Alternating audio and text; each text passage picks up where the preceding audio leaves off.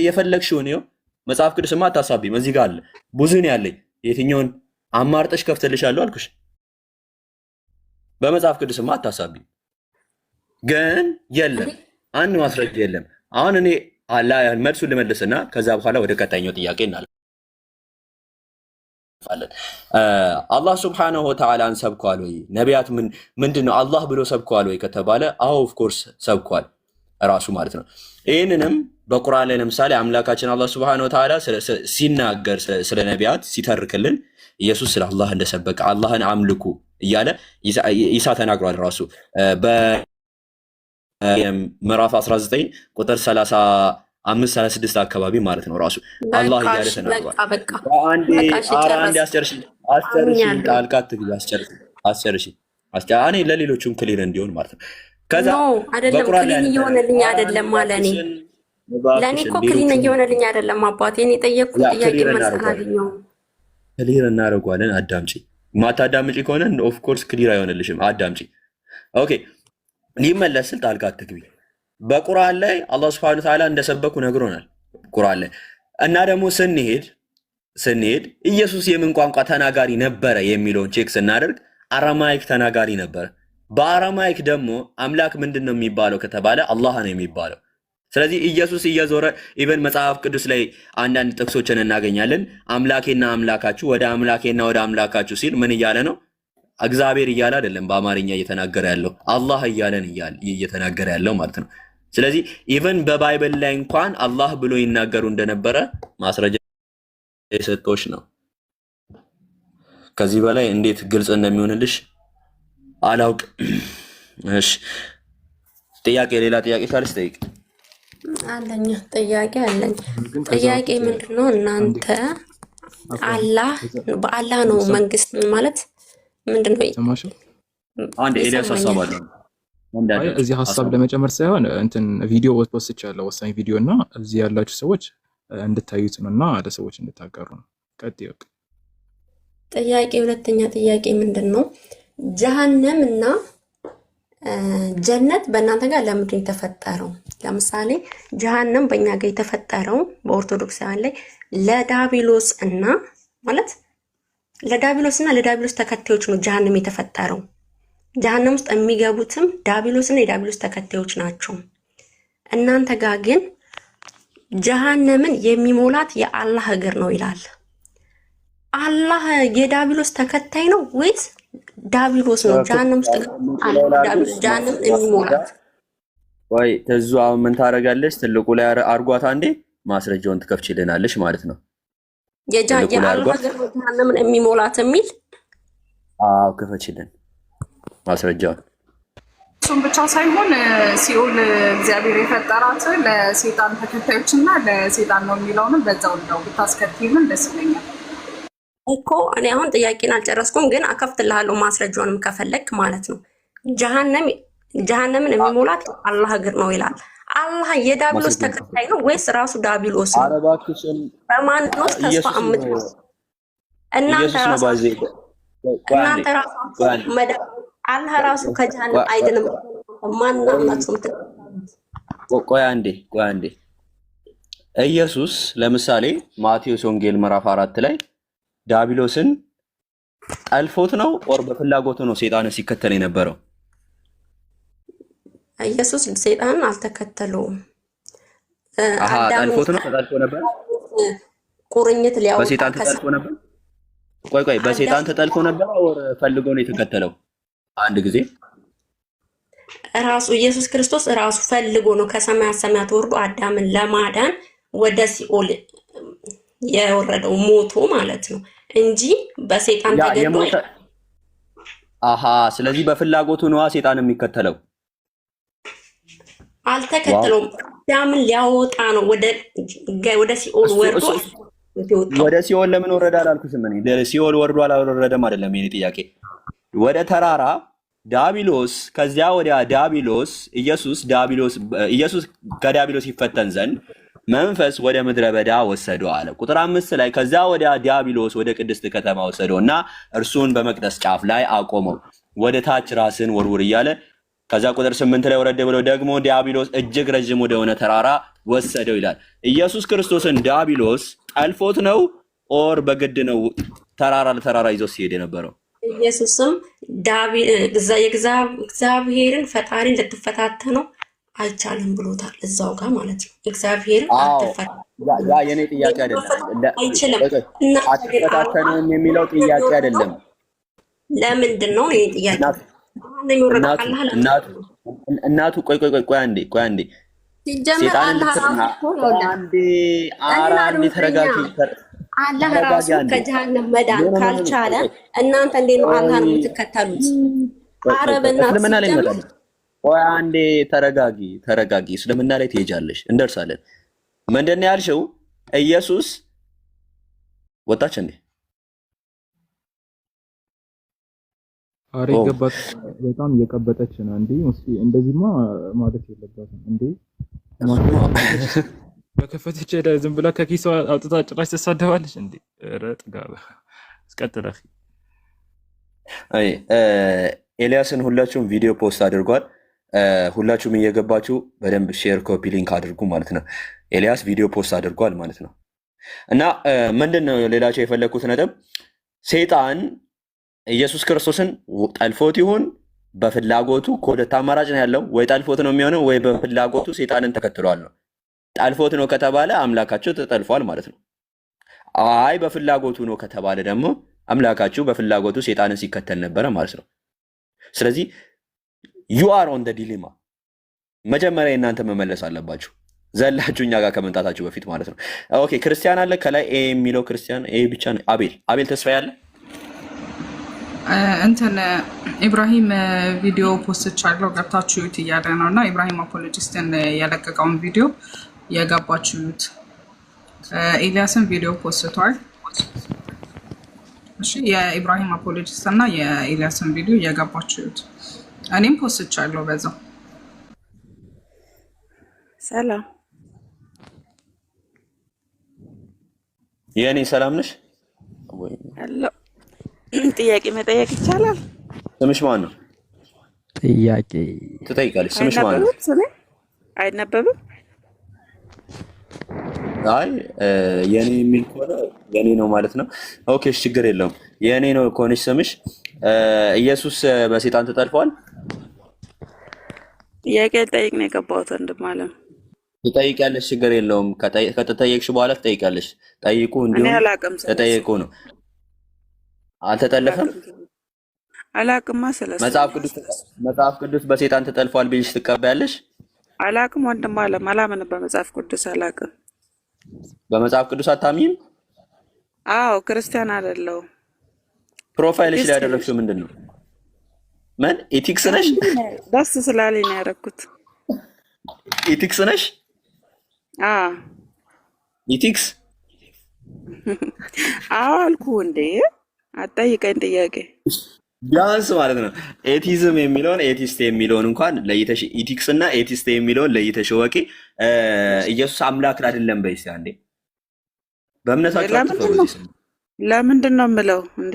ለምን እላለሁ? ኤቲስት ከሆንሽ ጉዳይሽ አይደለማ። ምክንያቱም በኢየሱስ ስለማታኝ አምላክ አይደለም በይስ። ለምንድን ነው እምነትሽ የምትሸፈኝው? ለምንድን ነው የሰው ሃይማኖት ውስጥ ገብቼ እኔ የማይመለከተኝን የማውራው? አሁን ጥያቄ ይጠይቅክ። ምክንያቱም በአንቺ እምነት ነው እያልኩሽ ያሉት። በአንቺ ፐርስፔክቲቭ አምላክ የለም ብለሽ ነው የምታምኘው? አምላክማ አለ፣ ለምን የለም? ኤቲስት ታዲያ ምንድን ነው? ኤቲዝም ምንድን ነው? ምን ማለት ነው? የለም እኮ ምንም እኮ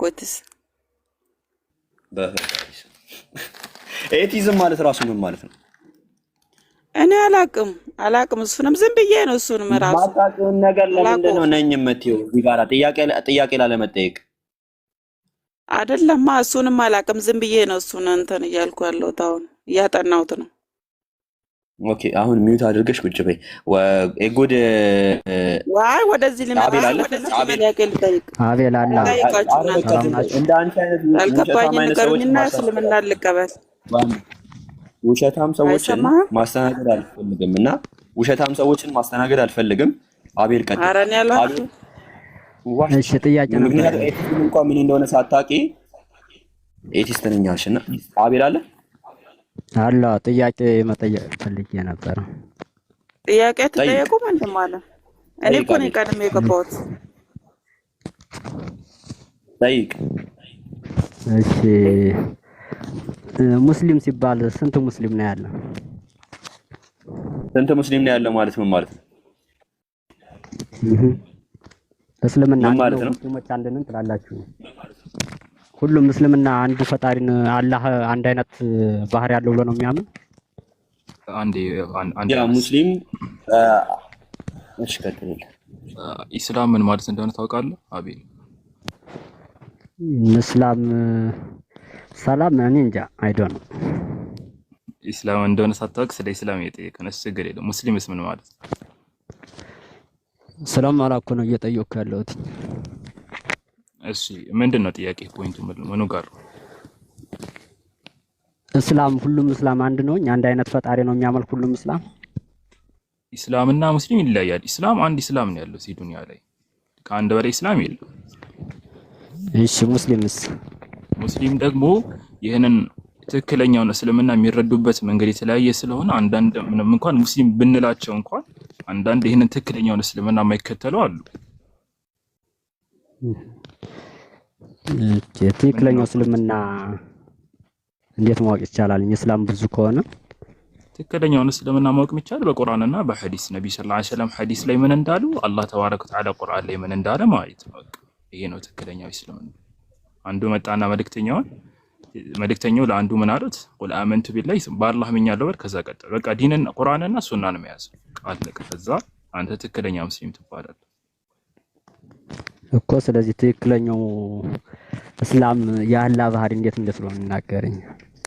የአላህ ባህሪ ለምሳሌ አሁን የምንሰማው ወይም የምናየው አላህ አይታይም የሚሉ ሙስሊሞች አሉ። አላህ ይታያልና አካል አለው ብሎ የሚያምኑ ሙስሊሞች አሉ።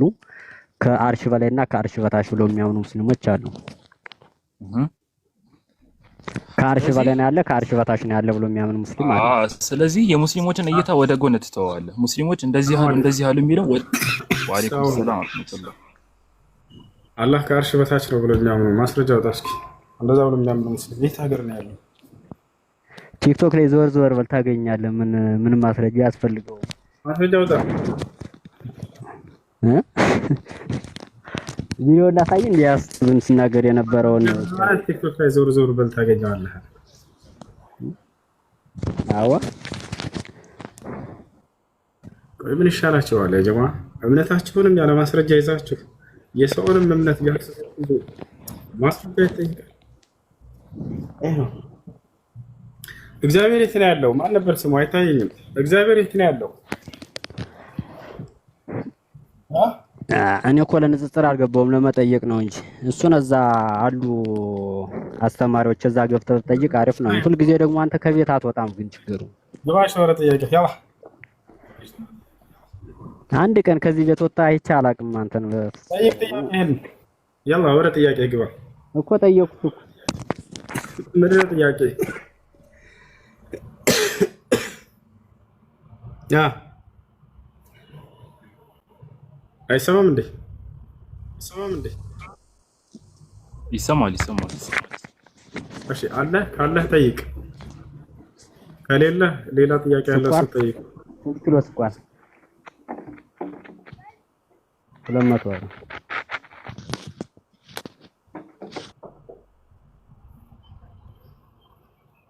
የቅድሞ ልጅ ተጠይቅ። ጥያቄ ካለሽ ጠይቂ። ወርዳ ካልሆነ ሰው አይታየኝም ገስት ላይ ያጀማ ልጠይቅ እሱ ፈቀድክልኝ። አንተ ጥሩ ሰው ነው። ሁላቸውም ጥሩ ናቸው። አካሄድሽና እንትን ለማንኛውም ጥያቄሽ ጠይቅሽ። እሺ ጥያቄ መሰለ አላ ለወንዶች አዳልቷል አላዳለም ብላችሁ ታስባላችሁ? አላዳለም። አላህ ሱብሓነሁ ወተዓላ ሁሉንም እንደሚገባው ይሰጣቸዋል። ለሴቶችም የሚገባቸውን ለወንዶችም የሚገባቸውን። ማዳላት ማለት ምን ማለት ነው? ትርጉሙን ታውቂዋለሽ? አይ ማለት የተሰጣቸው እንትን ፌር ነው ብለህ ታስባለህ? ለሴቶችና ለወንዶች የተሰጣቸው ክብር ማዳላት ማለት ትርጉሙን ሁለቱም ሰዎች እስከሆኑ ድረስ ተመሳሳይ የሆነ እንትን አይደለም የሚሰጠው አምላክ ከሆነ አላህ እሺ ማዳላት ማለት ትርጉሙ ምን ለምሳሌ ማለት ለምን እንደዚህ ያልኩኝ መሰለ? ቆይ በምድር ወንዶች 4 ያያ እንዲያገቡ ተፈቀደላቸው። አሰማም የምለው እየሰማኝ ማዳላት ማለት ትርጉሙ ምን ማለት ነው?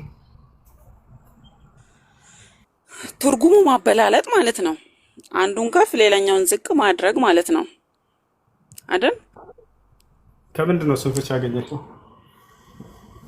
ለምን መሰለ እንደዛ ያልኩት? በምድር ለምሳሌ ወንዶች 4 እንዲያገቡ ተፈቅዶላቸዋል። በዛ ሴቶች ከብሔራችን ደግሞ ሄሎ ከእግር ጠፍራቸው እስከ ራስ ፀጉራቸው ያገኘችው በኒቃብ ወይ በሂጃብ እንዲሸፈኑ እንትን የት አገኘሽው? አውቀሽ ነው እ አውቀሽ ነው እያወራሽ የምትደረቢው ማለት እሺ፣ አልደረብም፣ አዳምጥሃለሁ ማለት ልጨርስ ብዬ ነው ጥያቄ። ማዳላት ማለት ምን ማለት ነው አልኩሽ። የሆነ ፍቺ ተናገርሽ። ይሄ ፍቺ ከየት ነው አንቺ ያገኘሽው? እሺ ማበላለጥ ማለት እሺ፣ ቶ ማዳላቱን ቶና ያበላልጣል። እሺ ማዳላቱን ቶና አምላክ ወንድና ሴቶችን እኩል አያያቸውም። ማዳላት ማለት ትርጉሙን ሳታውቂ አዳልቷል ወይንም ያበላልጣል ማለትን አያስኬድም። እንደዚህ ወገናች ማዳላት ማለት ትርጉሙ ምን ማለት እንደሆነ ኧረ ተውስ፣ ኧረ ቃላት ላይ አትጫወት በእናትህ። እሱ ችግር የለውም። ቃላት ላይ መጫወት ለምን አስፈለገ? አሁን ተው፣ ቃላቱን ተው፣ የቃላቱን ጨዋታ ተውና መልሱን ትመልሳለህ። አዳምጠኝ ልጅ።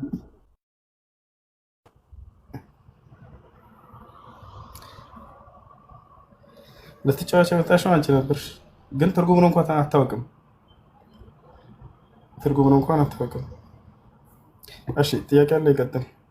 ለምን 4 ወንድ አላገባንም ልትል ከሆነ ማዳላት ማለትና ፍትህ ማለት ምን ማለት እንደሆነ ትርጉሙን አያውቁ፣ ግን አላህ ያዳላል የሚለውን ማያስፈልገዋል። አላህ መስታ። እሺ ለማንኛውም ጥያቄ ያለው ካለ ጠይቅ።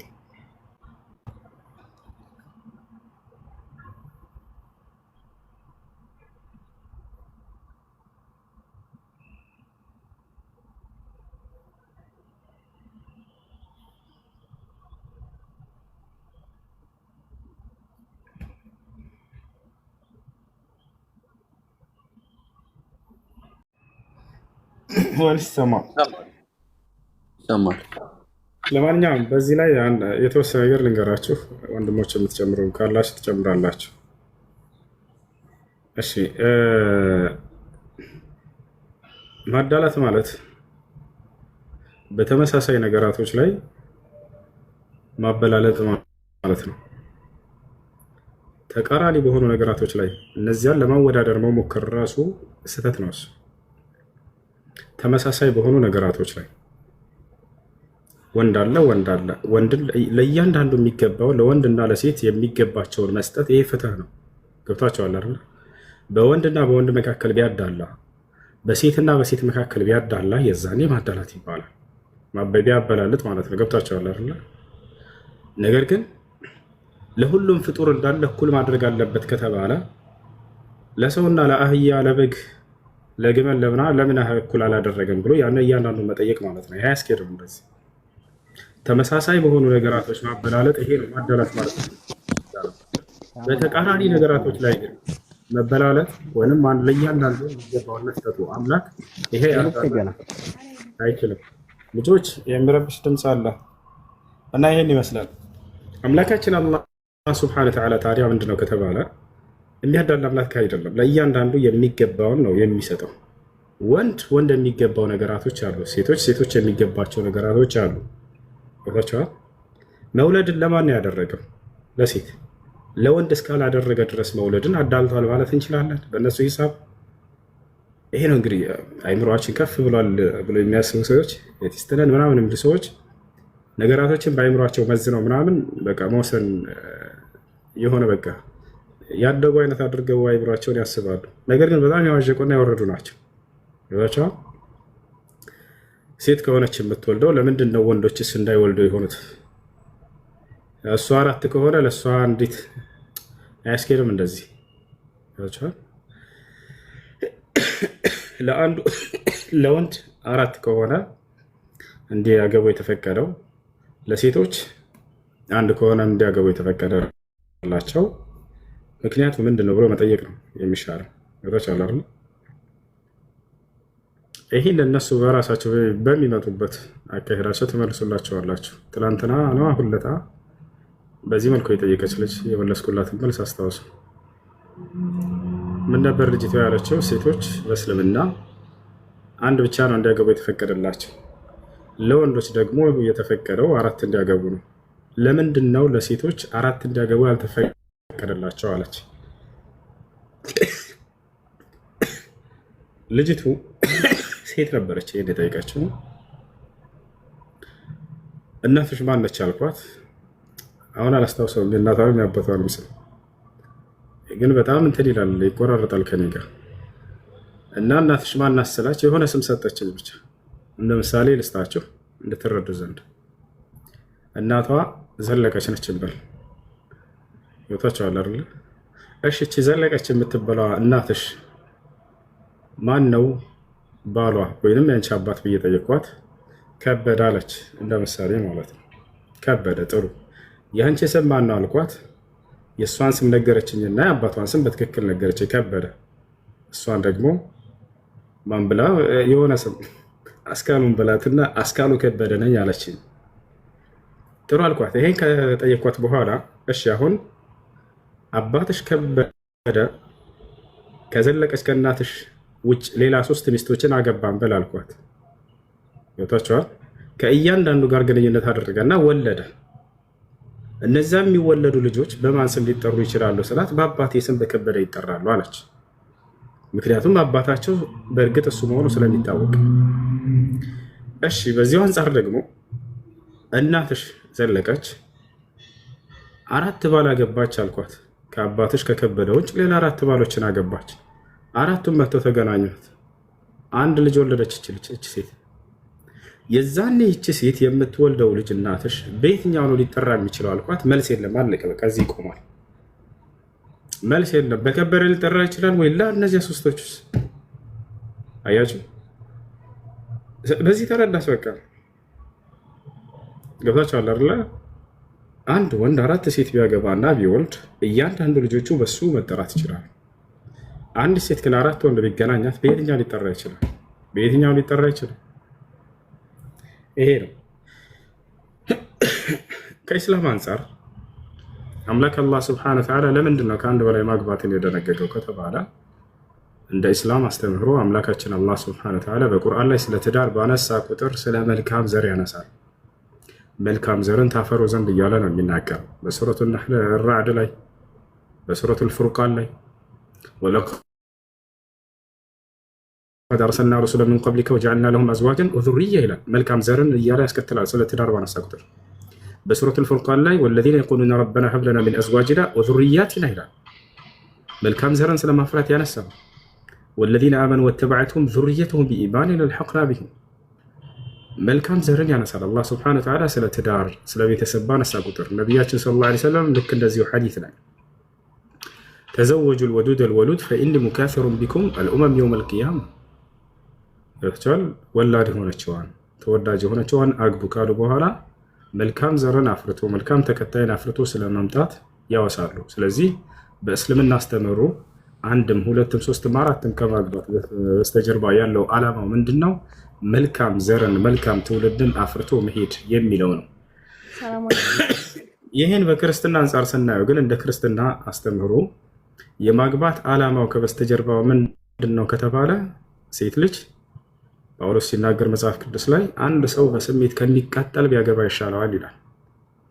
በስሜት ከመቃጠል በስሜት ምኞት ከመቃጠል ማግባት ይሻላል። ስለዚህ የስሜት ጥማርኪያ ነች ሴት ልጅ እንደ መጽሐፍ ቅዱስ። ከሚቃጠል ያግባ ነው ያለው ጳውሎስ። በቃ ይሄ መልካም ዘርን ማፍራት ምናምን የለም ወፍ። ታዲያ የትኛው የተሻለ ነው? ያጀማ ሰላም አለይኩም። አንድ ሰው የስሜት ጥሙን ለማርካት ያግባ። በቃ የስሜት ማብረጃ ነች ሴት ልጅ እንደ መጽሐፍ ቅዱስ። ጳውሎስ ምን አለ? በስሜት ምኞት ከምትቃጠሉ ብታገቡ ይሻላችኋል። ያ ሰላም አለ ዘዋጅ። ይሄ ነው ዓላማው። ይሄ ነው የተሻለው ወይንስ ካገባችሁ በኋላ መልካም ልጆችን ወልዳችሁ መልካም ትውልድ አፍርታችሁ እንድትሄዱ ዘንድ የሚለው ነው የተሻለው። የጀማ አላህ አልሙስተዓን። ወአለይኩም ሰላም ወራህመቱላሂ ወበረካቱሁ።